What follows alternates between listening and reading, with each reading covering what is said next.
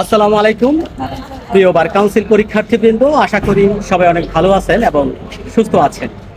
Bar council কমিটির executive chairman senior advocate জনাব রুহুল কুদ্দুস কাজল স্যারের একটি ফেসবুক স্ট্যাটাসের মাধ্যমে আমরা একটা বিষয় অবগত হয়েছি যে আপনাদের বার কাউন্সিল এমসিকিউ পরীক্ষা অনুষ্ঠিত হবে আগামী এপ্রিল মাসের 25 তারিখে।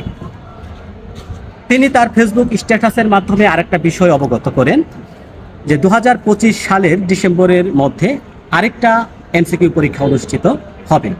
তো যারা বার কাউন্সিল পরীক্ষা দিবেন তাদের হাতে একদম সময় কম। আপনাদের হাতে সময় আছে মাত্র 30 দিন। এই যে 30 দিন আপনার হাতে আছে, এই 30 দিন মনে করতে হবে নিতান্তই একান্ত আপনার। এই 30 দিন সময় আপনি কারোর জন্য ব্যয় করবেন না।